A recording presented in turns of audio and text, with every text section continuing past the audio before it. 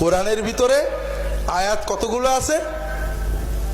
৬৬৬৬। কিন্তু আপনারা কি কখনো পড়ে গুনে দেখেছেন? না, দেখেননি। আমি আপনাদের একটা গল্প বলি, গল্প মানে সত্য ঘটনা।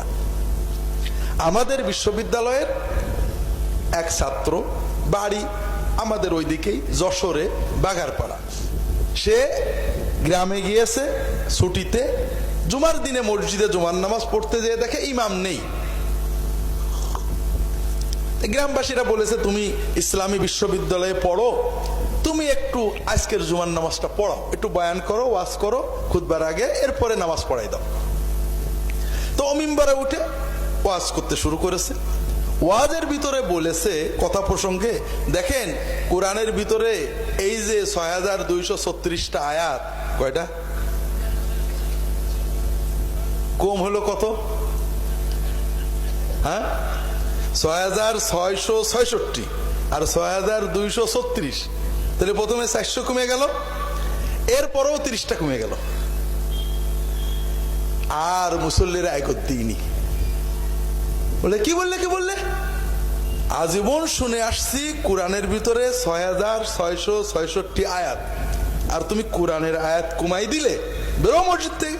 তুমি যদি গ্রামের ছেলে না হাতে মাইরের ঠ্যাং খোঁড়া করতে দাও। ও ছেলেটা বলছে, না আমার কোনো দোষ নেই, আপনি কোরআন শরীফ খুলে গুনিয়েই দেখেন একটু। সব সূরার উপরে লেখা আছে, সূরা বাকারা এত আয়াত, সূরা আলে ইমরান এত আয়াত, একটু যোগ করে দেখ, কম্পিউটারে মোবাইলে ক্যালকুলেটরে যোগ করেন না একটু। কিসের যোগ? অত বড় অমোক পীর সাহেব বলেছেন ৬৬৬৬ আয়াত, অমোক মৌলানা বলেছে, আন্তর্জাতিক খ্যাত সম্পন্ন আলেমউদ্দিন বলেছে ৬৬৬৬ আয়াত। এরা কেউ বোঝে না, তুমি বেশি বোঝো, বেরো মসজিদ থেকে। কথা বোঝেননি? কাজটা কেমন হলো? ভালো হলো? ভালো হলো না? কিন্তু আমরা তো সবাই এই কাজ করি। সবাই শোনা কথার উপরে মারামারি গোলমাল করি, পড়ে দেখতে চাই না। আমি একদিন ওয়াজ মাহফিলে, আমার বাংলাদেশে আসার অল্প কিছুদিন পরে এক ওয়াজ মাহফিলে গেছি। আমি তো ওয়াজ করতে পারি না, এজন্য সবসময় আগে ওয়াজ করার চেষ্টা করি। আমার কোনো সুর হয় না, গল্প টল্প বলতে মন চাই না, লোকজন উঠে দৌড় মারে কিনা এই ভয়ে পরে ভালো ওয়াজ রেখে আমি আগে ওয়াজ করে চলে যাই। তো মানুষের ওই পরের হুজুরের আগ্রহে বসে থাকবে, এই ফাঁকে আমি চলে যাব। তো এরকম এক মাহফিলে ওয়াজ করে আমি আগে ওয়াজ করছি, আমার পরে আর এক হুজুর উঠেছে।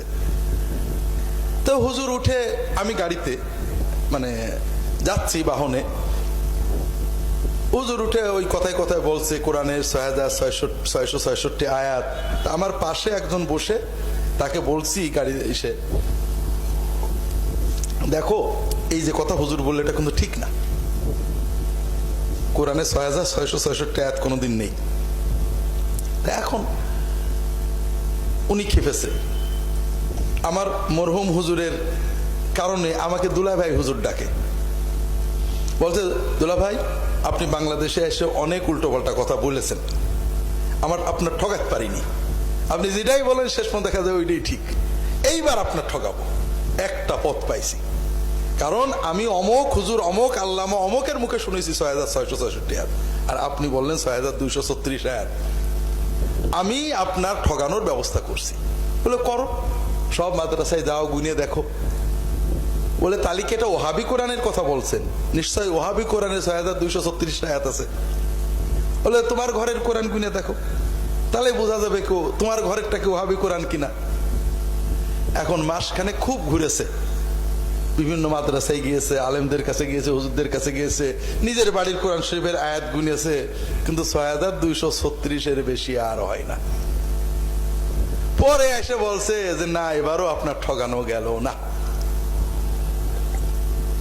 এখন কথা হলো ভাইরা, আমরা আমাদের সমাজে যত ঝগড়া করি, বিবাদ করি, গোলমাল করি, মারামারি করি, অধিকাংশ শোনার উপরে, পড়েও দেখি না, গবেষণাও করি না। এতে আমার লাভ হচ্ছে না লস হচ্ছে বলেন তো?